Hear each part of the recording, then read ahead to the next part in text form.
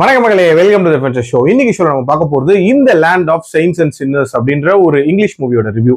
இந்த படம் பாத்தீங்கன்னா லைன்ஸ் கேட் பிளே ஓடிடி ஆப்ல அவைலபிளா இருக்கு. இந்த படத்துல லியாம் நீசன், கெரி காண்டன் மற்றும் பலர் நடிச்சிருக்காங்க. இந்த படம் ஒரு வித்தியாசமான ஃபேஸ் ஆஃப் மையமா வச்சு அமைக்கப்பட்ட கதை. அதாவது ஒரு ஐஆர்ஐ ஏஜென்ட்டுக்கும் ஒரு அசாசினுக்கும் இடையே நடக்கக்கூடிய ஃபேஸ் ஆஃப் அப்படின்ற மாதிரியான தீம்ல தான் இந்த கதை நகருது. இந்த படம் 1976 அதுவும் அயர்லாந்துல நடக்கிற மாதிரியான ஒரு கதையா காட்டியிருப்பாங்க. அந்த பீரியட் ஆஃப் டைம்ல ஐஆர்ஏன்னு சொல்லப்படுற ஒரு புரட்சி இயக்கம் வந்து அங்க ஆக்டிவா இருந்துச்சு.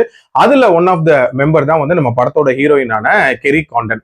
இவங்க வந்து ஒரு பயங்கர ஸ்டபனான ஒரு லேடி அப்படின்னு சொல்லலாம். அதே நேரத்துல மனிதாபிமானம் அப்படின்றதுமே அவங்களுக்கு இருக்கதா செய்யுது. ஸ்டார்டிங்லேயே ஒரு பாம் பிளாஸ்ட் ஒன்று நடக்குது. அந்த பாம் பிளாஸ்ட்ல வந்து எதிர்பாராம சில சிவிலியன்ஸ், அதுவும் குழந்தைகள் இறந்து போயிடுறாங்க.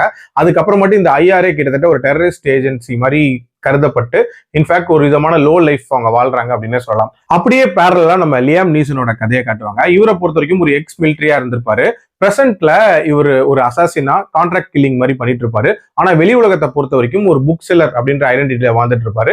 இவரோட நெய்பர்ஸ் கூட ஒரு நல்ல ஃப்ரெண்ட்ஷிப் அப்படின்றது இவருக்கு இருக்கிற மாதிரி காட்டியிருப்பாங்க. ஸோ இவங்க ரெண்டு பேருக்குள்ள ஒரு பர்டிகுலர் சாவுனால ஒரு ஃபேஸ் ஆஃப் அப்படின்றது உண்டாகுது. அது யாரோட மரணம் அண்ட் அந்த ஃபேஸ் ஆஃப் எப்படி போகுது அண்ட் டுவர்ட்ஸ் எண்ட் உங்களுக்கு என்ன ஆகுது அப்படின்றது அந்த படத்தோட கதை. எனக்கு இந்த படத்துல பிடிச்ச விஷயம் அப்படின்றது அந்த ஃபேஸ் ஆஃப் அப்படின்றது தான் இந்த படத்தோட தீம்ங்கும் போது அந்த ரெண்டு கேரக்டரையுமே வந்து டிசைன் பண்ண விதம் ரொம்பவே பவர்ஃபுல்லா இருந்துச்சு அப்படின்னே சொல்லலாம். அதுலயும் அந்த கெரி காண்டனோட கேரக்டரை பொறுத்த வரைக்கும் பாத்தீங்கன்னா பயங்கர ஒரு பவர்ஃபுல்லான ஒரு உமன், அதுவும் பயங்கர கோவக்கார ஒரு லேடி மாதிரி காட்டியிருப்பாங்க. இன்ஃபேக்ட் அந்த ரிவெஞ்சில் அவங்க தான் வந்து பயங்கர தீவிரமா இருக்கிற மாதிரி காட்டியிருப்பாங்க. நம்ம லியாம் நீசனை பொறுத்த வரைக்கும் ஒரு மாதிரி லைஃப்ல அடுத்து என்ன பண்ணணும்னே தெரியாம கொலை பண்ணிட்டு இருக்கிற மாதிரி காட்டிட்டு இருப்பாங்க. ஸோ இவரோட கேரக்டர் ஆர்க் அப்படின்றதுமே ரொம்ப நீட்டா அமைக்கப்பட்டிருந்துச்சு. அதே மாதிரி இந்த கதையில இன்னொரு ஒரு சர்ப்ரைஸான ஒரு கேஸ்டிங் ஒன்று இருந்துச்சு. ஆக்சுவலா கேம் ஆஃப் த்ரோன்ஸ்ல வரக்கூடிய அந்த ஜெஃப்ரி பராத்தியன் இருக்கார்ல, அவரு இதுல ஒரு இன்ட்ரெஸ்டிங்கான ரோல் பிளே பண்ணிருக்காரு. அந்த ரோலுமே நீட்டா இருந்துச்சு அப்படின்னே சொல்லுவேன்.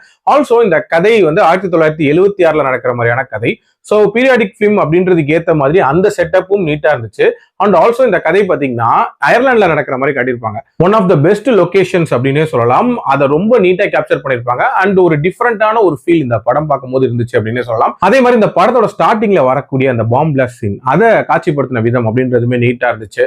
அண்ட் அந்த பப்ல நடக்கக்கூடிய கன் ஃபைட் அதுவுமே ரொம்ப நீட்டா இருந்துச்சு அப்படின்னே சொல்லலாம். ஓவரால் ஆங்காங்கே ஒரு விதமான டென்ஷன் பில்ட் ஆகிற மாதிரியான ஒரு ஃபேஸ் ஆஃபா தான் இந்த படம் இருந்துச்சு.